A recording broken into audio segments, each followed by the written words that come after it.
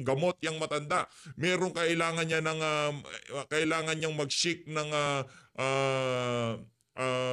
medical medical examination noong mga panahon na yon, pero hindi ho siya pinayagan. Ang ginawa ho, binitbit hong literal na binitbit itong si dating Pangulong Rodrigo Duterte. Pero bago yan mga kababayan, isa like at subscribe. Masaya na ho tayo dyan at sa mga gusto sumali sa ating community.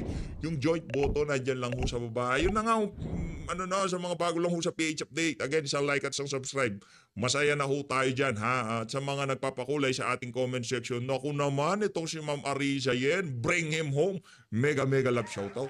Bring him home again. Mega love shoutout. Maraming salamat, Ma'am Ariza Yen. Dito kay Vin Aris, maraming salamat sa pagsuporta sa PH Update. Dito naman kay dito kay Ma'am Raspberry, maraming salamat. Always watching UPH all the way from Melbourne. God bless all the Filipino, your country, and the Duterte family. Palakpakan natin ito si Ma'am Raspberry. Umpisa na ho natin itong mga kababayan. Game.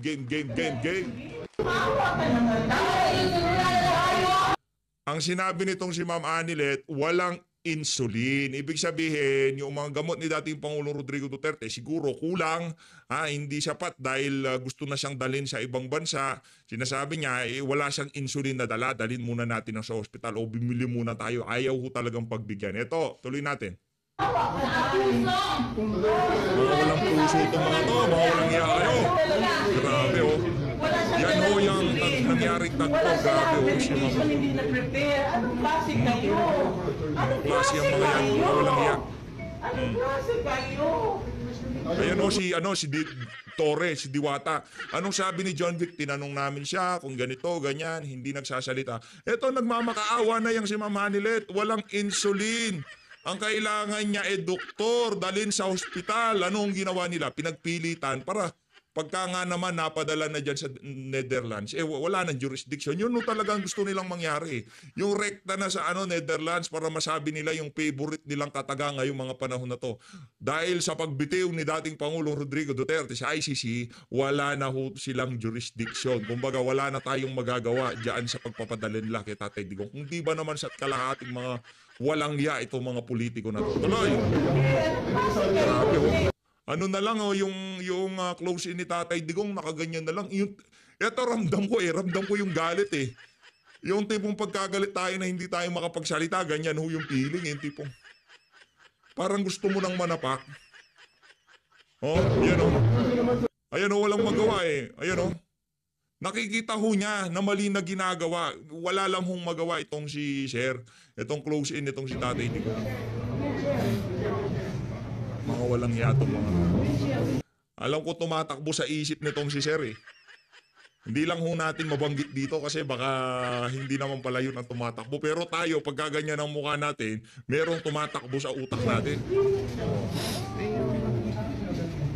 Close in ni Tatay Digong ho yan, yung nakikita niyo na yan. Nakikiusap siya kay Torre oh. Nakakamo na ba? Padalhin niyo muna sa doktor. Ang kailangan niya, doktor. Ay, grabe si Kitty oh. Kailangan niya doktor. Kailangan niya, doktor. Doktor muna. Doktor muna. Pero ano hong ginawa nitong si Torre? Walang yang Torre na yan, oo. Diba? Doktor lang naman ang pakiusap eh. Pero hindi ho pinagbigyan. Oh, buti na lang walang nangyaring masama dito kay dating Pangulong Rodrigo Duterte diyan sa paglalakbay niya mula sa Pilipinas papuntang Netherlands. Grabe ang si Ma'am Kitty oh. Dating executive secretary oh. General, hindi po sinabi. Sana nakaprepare po kami. Dinala namin ng mga gamot na kailangan. Grabe yung titig nitong si Yan talaga mata ng agila. Kahit hindi ako tinititigan, medyo kinakabahan nung si PH Update pagka nakikita natin ganyan kung tumitig yang si Ma'am Kitty Duterte, no? Tipong kahit nandun ka lang sa kumbaga doon sa daanan ng titig niya, mapapailag ka eh. Iba-iba ito yung si Ma'am Kitty. Meron ho tayong nakita sa kanya na nakita natin kay dating Pangulong Rodrigo Duterte. Iba ho itong bata na to. Tandaan nyo mga kababayan.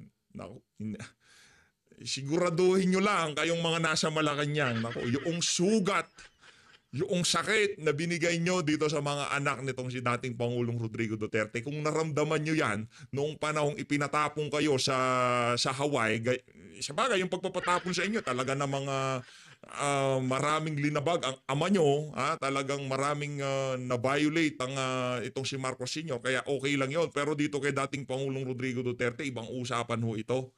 Kailanman hindi naging crimes against humanity yung paggurgur doon sa mga individual na sumisira sa utak ng mga kabataang Pilipino. Kailanman hindi naging crimes against humanity ang paglaban sa krimen. Tandaan niyo ho yan. Kaninang umaga, meron hong nang laban. Pulis na drug user, nanlaban. Ayun, plakda. Tigok ho yung drug user. Anong kung panahon ni Tatay Digong, ano ho yun? EJK. Pero panahon ni Marcos Jr., nanlaban. Anak na to. Pambihira talaga tong mama na to. Paano ba yung mga nawawalang mga bata tapos makita nilang kung ano-anong pinaggagawa, pinagtatanggal yung mga piyesa sa katawan, di ba? Yung iba hindi pa matagpuan mapahanggang sa ngayon. Paano na lang yung mga yon? 'Di ba? Yung napagtripan, yung nakaupo lang sa waiting shed, 'di ba? Yung estudyante na panood niyo ho 'yon. Linapitan siya ng adik, pinagtripan, bigla na lang hong inambahan ng saksak. Nasaan yung ng mga bata na 'yon? Pero sa bagay, ang importante pala ngayong mga panahon na to, protektado yung mga drogista at mga tulak na gumagawa ng kabalbalan sa mga ordinaryong Pilipino. Yun ang importante ngayong mga panahon na to. Ayun na nga. Punta na ho tayo dito kay Ma'am Sas Rugando Saso. Trekta na ho tayo mga kababayan. Ito na. Ayun, dito tayo kay Ma'am Sas. Dito, Ging. Dahil kailangan makita natin ang big picture ng mga nangyayari. Na hindi kayo nadidistract at hindi kayo para nakikita nyo kung nasa Ano lang pala, update tayo ha. Itong si Cielo Magno, sinampano ng cyber libel, itong si Ma'am Sas Rugando Saso. Yun dapat ang ginagawa. Dapat ganun ang ginagawa ng mga feeling nila na merong linabag yung mga nagsalita laban sa kanila. Hindi yung tipong papatawag kayo ng kung ano-anong, di ba? Kung meron na labag, kung yung na kayo, na paratangan kayo ng mga kasinungalingan, mga peking balita, sampay cyber libel. Pero kung nasaktan lang yung saloobin nyo, yung tipong napuna lang yung mga kamali ang ginagawa nyo sa trabaho nyo bilang public servant at gigipitin nyo, paiiyakin nyo at papahiya nyo yung mga nagsasalita, parang kababuyan naman ho yun. Yung ginawa na yun ni Cielo Magno, dapat ganoon. Palakpakan natin yan si Cielo Magno. Pinakita ho niya yung kung anong dapat gawin pagka kung na-feel mo merong gumawa ng krimen itong isang individual na to, sampahan niyo ng cyber libel. Ganun lang kasimple. Dapat ganun ho ginawa nitong mga kaso nga alam nila walang mga linabag itong mga DDS vlogger na to. Kumbaga ilinabas lang nila kung ano yung saloobin nila. Kailanman hindi ho naging krimen ang pagkokomentaryo, pagbibigay ng reaksyon sa mga nangyayari ngayon sa ating bansa. Halimbawa, mga sasabihin dito ni Ma'am Sas Rugando Saso, sang-ayon tayo, hindi tayo sang-ayon, atin ho yun. Kumbaga yun ang ating take doon sa mga sasabihin niya. Hindi yung pagka hindi ako sang-ayon, magagalit ka sa akin, dahil yung tipong parang kala mo Diyos ka na hindi ka na nagkakamali, kagaya ng ibang mga diyan, mga gurang, no, diyan sa mga government official na mga gurang. Ngayon di pa pwede talaga yung balagbag, ika nga kasi, di ba? Pero dadating tayo diyan. Ang tayong stage ng ating buhay. Hindi ba? So uulitin natin siya from the top. So, hintayin muna natin yung mga nag-worry kanina nang nawala ang ating live. Pero ako naman po ay pwede ko naman siyang ulit-ulitin dahil alam ko naman ang aking sasabihin. I know this by heart because matagal ko nang alam kung ano ang kanilang pinaplano. Halatang-halata naman from the beginning. Pero ang ating discussion is from local to geopolitical dahil ito ay konektado lahat. Konektado siya lahat. So, kaya dapat niyo siyang tingnan sa isang napakalaking perspektibo at hindi kayo nadidistract ng mga kachipan, ng mga halata namang taning fake news. Diba? Lalo na yung, kung hindi man taning fake news, gusto nilang i-amplify para yung discussion sa social media is mawala doon sa big picture. At alam niyo na siguro kung ano yung sinasabi ko. Okay? Ang sinasabi ko ay yung mga edited picture, ganyan. It is so ridiculous. Ginagawa yan para mawala ang usapan sa big picture. Babalik at babalik tayo sa big picture. Correct, At ito ang ating gagawin ngayon. Okay? So, Kaya pansin nyo ho ba mga kababayan, hindi ho natin gaano sinasakyan yung issue nitong si Lisa, yung kay Kokak. Mahirap po kasing sakyan yan sa totoo lang. Baka biglang masunog tayo dyan yung tipong SS na SS tayo dun sa issue na wala siya sa Pilipinas, merong nangyaring di kanais-nais sa kanya. Tapos bukas makalawa, bigla siya magpakita. Ano mangyayari? Di ba? O magkakaroon na naman ng ebidensya o dahilan itong mga walang yang government official para itag yung mga taga-suporta ni Tatay Digong ng mga pagkakalat ng peking balita.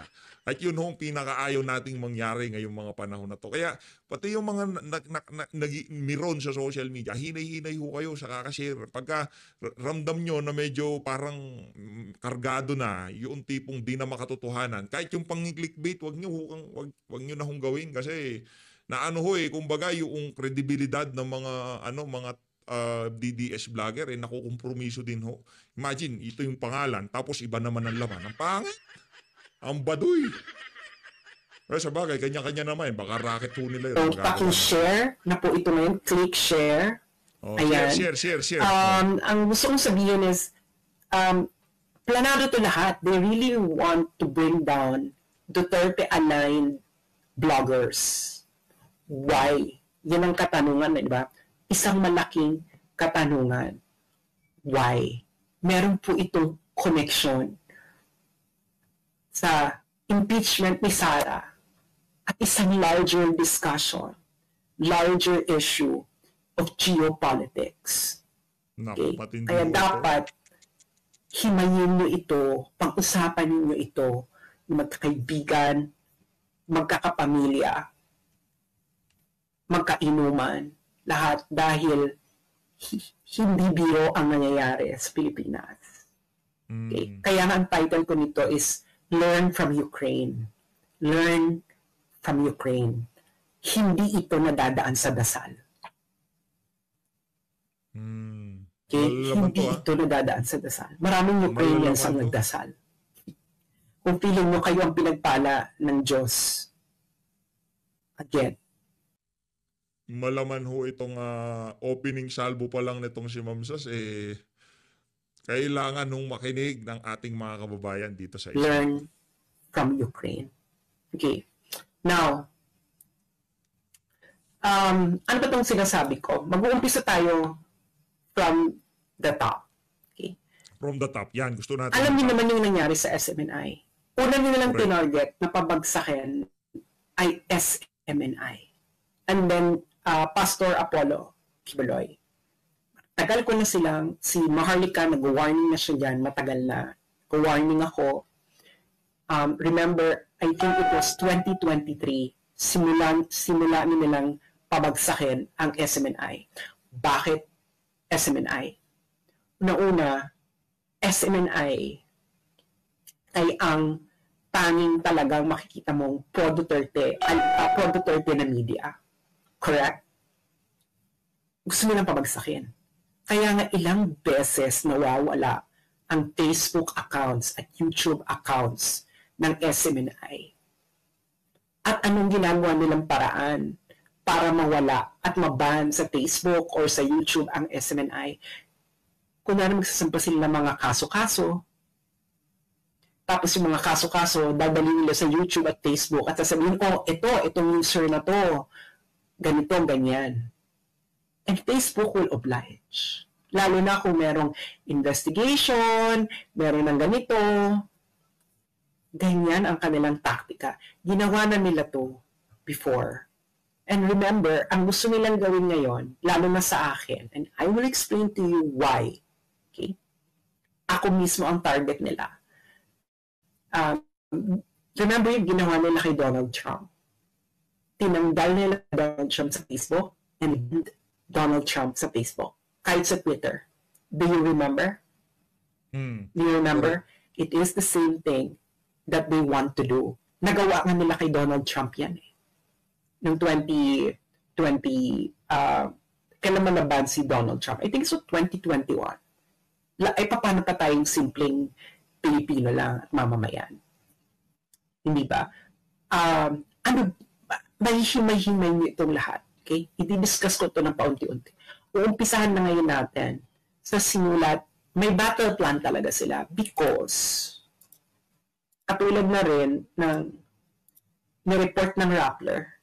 Okay? This is a report by Rappler. January 16, 2025. Okay, January 16, 2025. Announcement muna tayo. Meron hong zero remittance week. Ang mga OFW, nako, makiisa ho tayo dito mga kababayan. Kung kayo hindi na natutuwa sa mga kapalpakan, sa mga pang-aabusong ginagawa ng administrasyon na to, kung kayo ay isang OFW at hindi natutuwa, pwede ho kayong makiisa. Kayo naman, kung natutuwa kayo sa ginagawa ng administrasyon na to, wala naman hong problema kung magpadala kayo. Pero kung kayo hindi natutuwa, magkakaroon ho ng zero remittance week ang mga kababayan nating OFW para ipakita ang disgusto sa mga nangyayari ngayon sa ating bansa. At sana naman yung mga maaangas sa Malacanang, hinay-hinay ho muna kayo. Dahil pagka ang mga OFW ang trumabaho, talagang madali lang naman yun, sasabihin sa kanilang mahal sa buhay, ano muna tayo tiis-tiis muna kasi para naman sa bayan to. In the long run, makikinabang kayo dito. Isang linggo lang naman to. Ano na muna kayo dyan, kayo na bahala dyan. Pero malaki hong dagok yun sa ekonomiya ng ating bansa. Sa totoo lang, wala ho tayong krudo, wala ho tayong hindi ho ganun kaganda ang ating mga ini-export na yung mga ini-export nating mga goods sa iba't ibang mga bansa, 'di ba? Gaya nung saging dati, number 1 tayong exporter. Ngayon ho, nalampasan na tayo ng mga karatig bansa natin dito sa Asia. Yung mga ini-export nating mga agricultural products papuntang China at sa iba't ibang mga bansa pa. No? Dati tayo number 1, ngayon wala na ho dahil nga naman sa kapalpakan ng administrasyon na to. Pagdating sa wala ho tayong krudo, mapagkukunan ng pampaganda ng ating ekonomiya. Kumbaga maliban sa dolyar na ipinapadala ng ating mga bagong bayaning OFW, wala na tayong ibang pinagkukunan na malaking bulto ng dolyar na ipinapadala sa Pilipinas. Dahil yun lang ho talaga ang ang tawag doon, yung swero na nagbibigay buhay sa ating ekonomiya. Kaya nga kung ituring sila bagong bayani, kaya naman pagka nagsalita ang mga OFW, makinig-kinig ho kayo. Dahil hindi ho nagbibiro yung mga yan. Hindi, baka sabihin nyo na naman, hawak natin mga kaisipan ng mga OFW. Nasa sa kanila ho yun. Kung gusto nila, bahala sila. Kung ayaw nila, bahala sila. Nakikita naman ho nila lahat ng kaganapan sa ating bansa. Napapanood nila yan sa mainstream media, napapanood nila yun sa mga vlogger. Ngayon, sila ho tumitimbang yan. Baka kagalitan nyo na naman yung mga vlogger, mga buwisit kayo. Wala ho kaming control dyan. Kung anong gusto lang ng mga kababayan nating OFW, nagpapakulay sila dito, wala rin pilitan. Di ba? Nasa sa kanila ho yan, mga kababayan. Di ba, Ma'am Ariza, mega love shoutout. Dito kay Ma'am Raspberry, dito kay Ma'am Connie Rasos, dito kay Kuya Fernie 2.0. Dito kay Sir Joel Arellano, dito kay Sir Jordan Cabico. Maraming salamat. Title, shoutout. Decoded. Duterte social media army, very much alive. Roars to defend embattled Sara Duterte. So, they recognize na talagang hindi nila kaya ang Duterte-aligned bloggers and their influence. Okay? Siyempre, kailangan ko na magbayad. Kanina hindi ko naman kailangan magbayad. So, dito sa article na to, okay, na-recognize nila na outnumbered sila. Na halimbawa ito,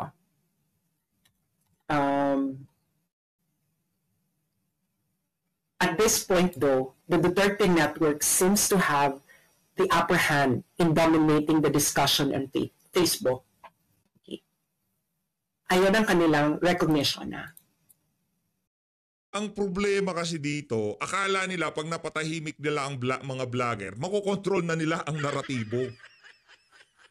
Hindi ho yun ganun gumagana. Para sa atin hindi pa natin napanood itong video na to ni Ma'am Sas. Pero kahit na mapatahimik nyo lahat ng vloggers, ayaw sa gusto nyo, hindi nyo matatago ang katotohanan sa social media. Sa ayaw sa gusto nyo, meron lang isa, hindi vlogger. Ordinaryong social media user, nag-upload, nag-share ng isang dokumento o isang video na kung saan magpapakita sa mga kapalpakan ng administrasyon. Nako, ang sambayan ng Pilipino, lahat ng social media user, talagang magtutulong-tulong para kumalat yung mga impormasyon na yan.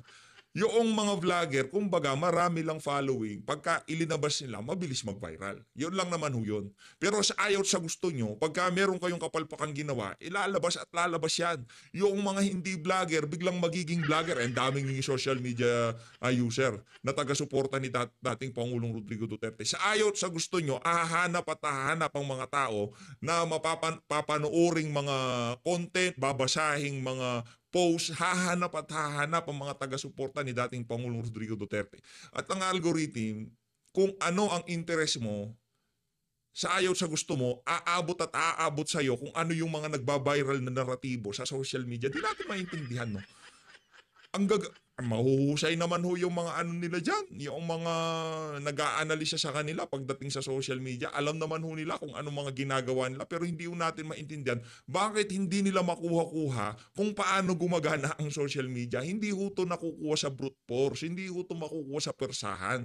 Kung makukuha pala yan sa persahan, edi yung naratibo ng mga mainstream media, yan, nag-a-advertise pa. Naglalabas pa ng pera para makadating doon sa mga viewer nila yung mga content na pinapalabas nila. Diba? Pero hindi pa rin ho gumagana, hindi ho madadahan sa santong paspasan, hika nga. Kung ano ang gusto ng tao, yun ang i-feed ng algorithm sa kanila. Kung ano ang hinahanap ng mga tao, yun ang i-feed ng algorithm sa kanila. Yun ho yun. O bahala kayo kung paano nyo tanggapin yung mga kaganapan na yan. Pero yun ang basa natin. Ngayon kung may iba kayong basa dyan, edi palakpakan natin sila. Nagdo-dominate ang mga Duterte supporters, Duterte bloggers. Tayo ang nagdo-dominate sa Facebook. Okay?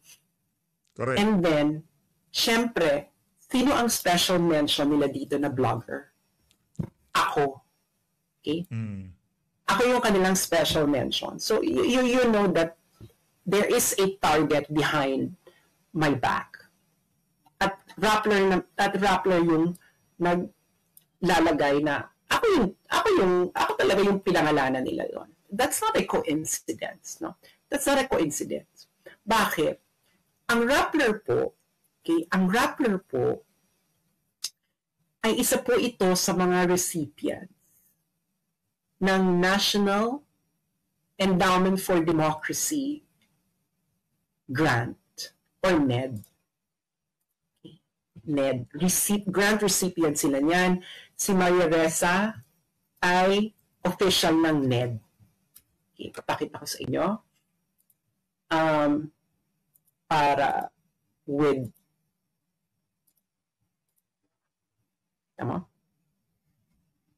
NED. Nobel Peace Prize winner Maria Ressa joins World Movement for Democracy at NED as chairperson. So na-appoint siyang chairperson sa National Endowment for Democracy. October 3, 2022. Okay. Alam niyo na. Alam niyo na. Okay. Now, ano ba yung NED? Okay. Siyempre, ang uunahin na muna natin is isang discussion of NED or National Endowment for Democracy ng isang galing mismo sa United States. Okay? Siyempre, doon muna tayo mag-uumpisa kung ano tong NED. Binatikos na rin ni Elon Musk before itong NED, pero hindi pa niya itong magalaw, yung NED. Ang nagagalaw talaga niya is USAID. Okay. So, halimbawa ito, noong February 3, 2025, Elon Musk, sabi niya, NED is a scam. Pero hindi pa niya magalaw. Bakit mahirap itong galawin ni Elon Musk? Dahil, Grabe tong si Ma'am Sas, ang taba talaga ng... pakishare muna yung mga karating lang habang hinahanap. pag nag-research siya, talagang kompleto, Ricardo. Share, ha? Big picture tayo, big picture. Yung mga mag-direct content, anuhin nyo na lang ito, video capture nyo na lang din bago kayo mag-antay na matapos ito. Okay. So, Talaga. ito Alam nitong si Ma'am Sas yung galawan natin, pero Ma'am Sas, nahuli ako sa sa live mo, kaya ito, di ko na mabibideo capture, kaya papanoorin ko na lang din, no? At sabay-sabay kami ng mga kasama namin dito sa PH Update na mag-share, magla-like, at ipakita sa buong mundo kung ano nga ba ang the big picture, kung bakit gustong patahimikin ng mga Duterte-aligned vlogger. ay sinulat ng Center for Renewing America. So, sino ba itong Center for Renewing America? This is an American NGO. Okay? And this is based in the United States. Asan ba ang contact nito? Who we are. Okay, so it is a NGO based in the United States, and ang office nila ay nakalagay na office. But this is a base in the United States. Okay. Now, meron silang sinulat about National Endowment for Democracy. Okay. So, ang nagsulat nito is a CRA staff, Center for Renewing America, the National Endowment for Democracy, and an NGO system actively undermining America. NGOs have become the vanguards of progressive orthodoxies. Many of these quasi-independent organizations fuel woke and weaponized ideologies and a whole-of-society approach that steers government resources towards radical progressive priorities. So, this is an American organization, huh? So, nag-discuss. So, sino itong NED? Okay, NED, National Endowment for Democracy. It was created in 1983. At the height of the Cold War, NED was conceived by former CIA Director William Casey and former CIA operative Walter Raymond Jr. Ibig sabihin, binuo siya ng CIA noong Cold War. Para saan? Okay? Kasi, itong ginagawa ng CIA, may secret. Meron din hindi secret. Yung hindi secret na ginagawa ng CIA, ang gumagawa nun, National Endowment for Democracy. Para mukha siyang legitimate. So, anong ginagawa ng NED, National Endowment for Democracy? Para magmukha siyang legitimate na work sa ibang bansa, hindi siya espionage. NED accomplishes this through the dispersal of grant monies to favored and well-connected interests abroad. This dynamic purportedly allows activities to maintain an air of independence from official U.S. government actions. So, ibig sabihin, nagpa-fund, kunwari, hindi U.S. government yung nagpa-funding.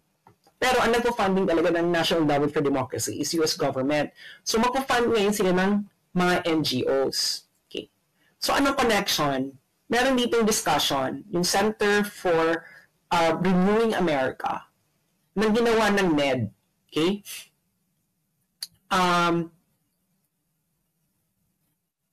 training and financing key political movements in Egypt, Yemen, Libya, and other nations that sparked the so-called Arab Spring.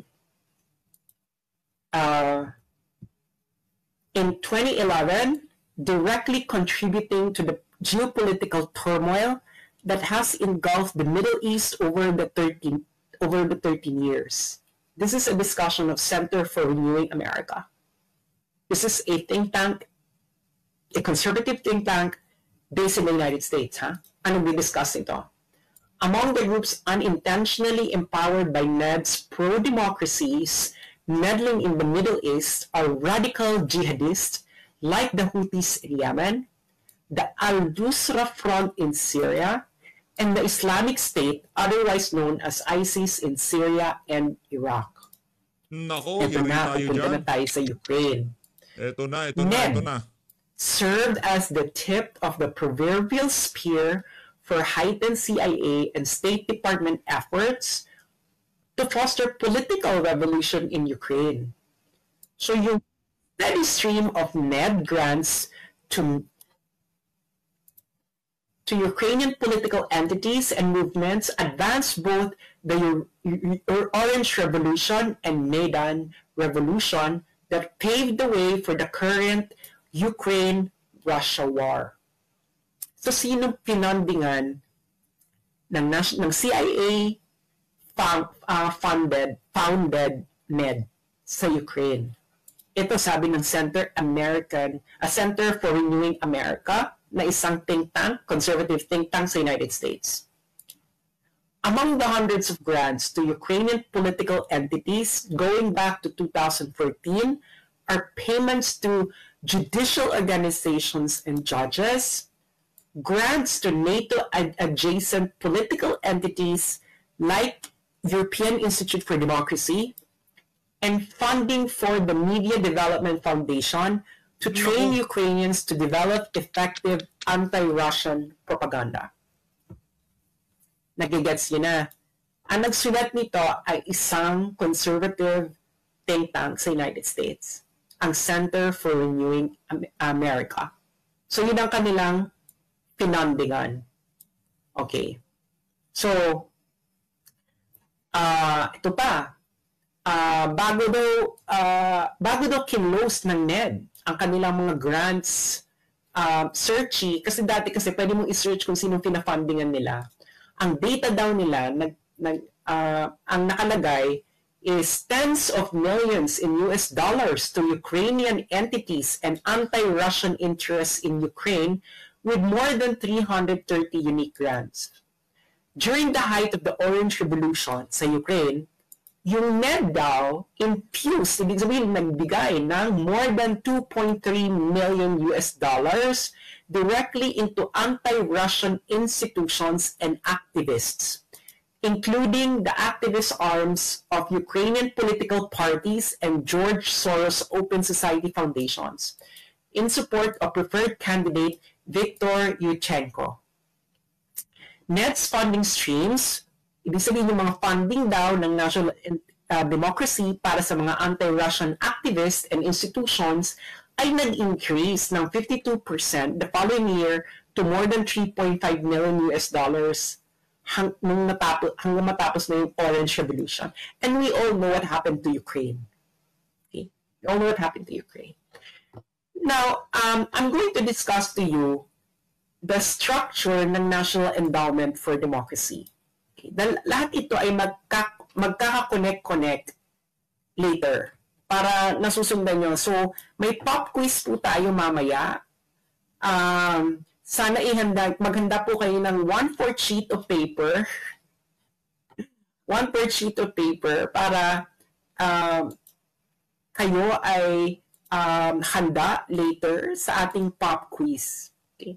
So, ang next natin na NGO ay ang Swiss Policy Research. Okay? So, ang Swiss Policy Research ay isa itong independent, non-partisan, and non-profit research group investigating geopolitical propaganda. Okay. Now, I believe, so, ano sila? There are, investigating different propaganda. And one of them is the U.S. National Endowment for Democracy, and which is a CIA, tinatag yan ng CIA. Okay. Now, makikita nyo, inulit-uli nila, the National Endowment for Democracy, or NED, was founded in 1983 by the U.S. Congress as a private non-profit foundation dedicated to the growth and strengthening of democratic institutions around the world. CHAR. Okay? Sabi nga nila, as NED co-founder Alan Weinstein famously explained in 1991, a lot of what we do today was done covertly, ibig sabihin secretly, 25 years ago ng CIA.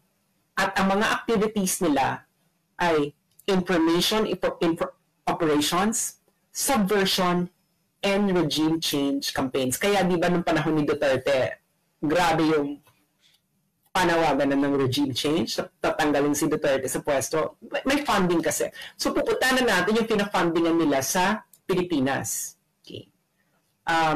Ito, halimbawa yung sa Hong Kong protest, a lot of the organization na involved dyan na nag-organize ay funded yan ng National Endowment for Democracy. So kita mo sa China, ang dami nilang pinafundingan. Di ba? Ang dami nilang pinafundingan na China-related. Karamihan dyan pinasaran ng China. So ngayon, sa Pilipinas, ito ang kanilang pinafundingan. Kaso ang data lang nila nito hanggang to 2019 lang. Pero at least makikita nyo na yung kung sino-sinong pinafundingan nila. Caucus of Development NGO Networks. Ilista nyo para malaman nyo kung sino mga bumubuo niyan. Center for Media Freedom and Responsibility. Center for Youth Advocacy and Networking Incorporated. Generation Peace Youth Network. Initiatives for Dialogue and Empowerment through Alternative Legal Services or IDEALS, International Center for Innovation, Transformation, and Excellence in Governance or Insight Gov, Mindanao Institute of Journalism Incorporated, People's Alternative Studies Center for Research and Education and Social Development or PASCRES, Philippine Alliance of Human Rights Advocates or PARA, Philippine Center for Investigative Journalism, Pilipina Incorporated, Rappler, Republica at Democracia, and Verapiles.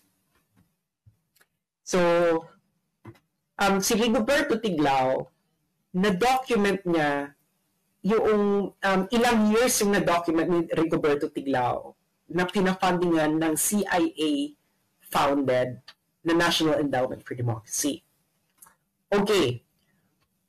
So, syempre, Rappler, nag-gets yun na yung connect. Rappler, funded ng CIA na ng NED, ng National Endowment for Democracy, na tinaguyod ng mga CIA. And it's recognized all over the world na ang National Endowment for Democracy ay CIA. Okay? Open secret. Now, sino ngayon yung gustong magpabagsak ng mga Duterte-aligned vloggers? Rappler. Okay. Bago ko i-discuss tong dalawang documents na to, gusto ko muna ipakita sa inyo yung structure ng National Endowment for Democracy para makita ninyo yung organization. Okay. So ito ang kanyang structure. So merong National Endowment for Democracy, tapos may 4 na sangay. Ang International Republican Institute. Okay. Ilista nyo, dahil meron tayong pop quiz mamaya, ilista nyo yan. May pop quiz tayo. International Republican Institute, Center for International Private Enterprise, National Democratic Institute, at Solidarity Center. Okay? Itong Solidarity Center, ito yung mga nagbibigay ng funding sa mga workers organization. yung National Democratic Institute, dito pinapadaan yung pera para sa mga liberal and woke na aligned organizations sa ibang bansa. Itong Center for International Private Enterprise, ito ang pinagdadaanan ng pera para ma-fundingan ang mga small and medium enterprises and any businesses na nangangailangan ng funding. Of course, outside the United States. At the International Republican Institute, syempre, kailangan cover mo lahat. Cover mo yung woke, cover mo din yung conservative. So, alam niyo na ang structure nila. Okay? So, tandaan niyo yung International Republican Institute. Okay? Bakit matagal ko nang alam na tatargetan ako? Okay? Kasi, yung NED-funded, okay, yung International Republican Institute. Nagigets niyo yan? Nakita niyo? International Republican Institute. Okay. Kita niyo na. International Republican Institute.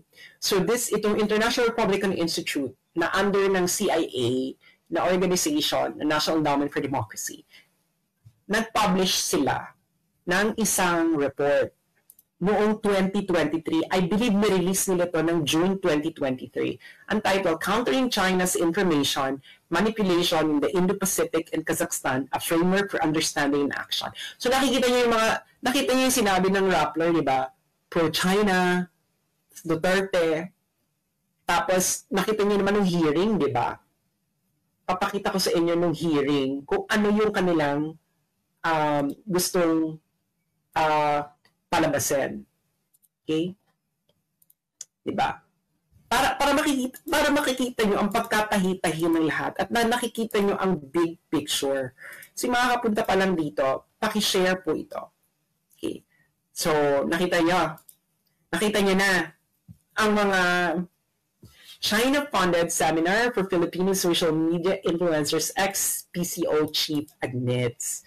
So, ayan ang isa sa kanilang mga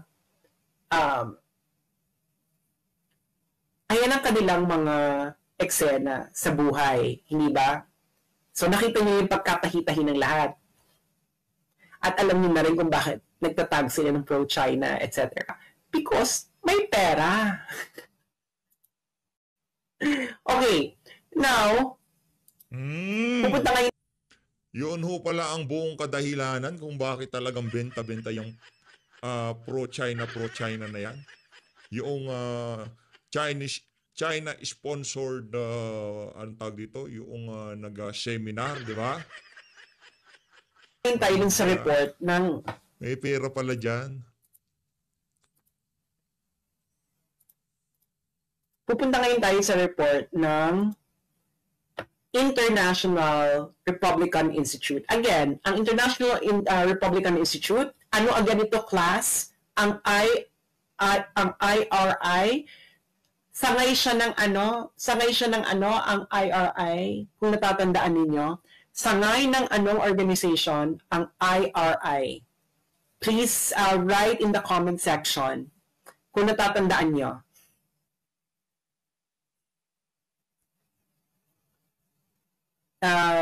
NED, exactly. Yung mga kay Shelo Magno, huwag yung pag-aksihan ng panahon yan.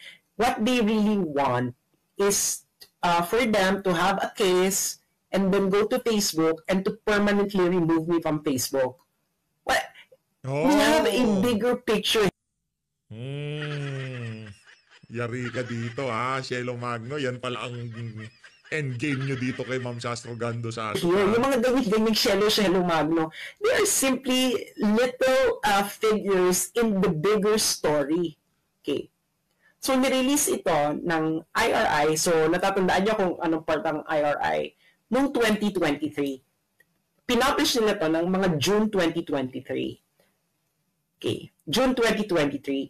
Kailan biglang nagpalit ng foreign policy? Si Marcos, BBM.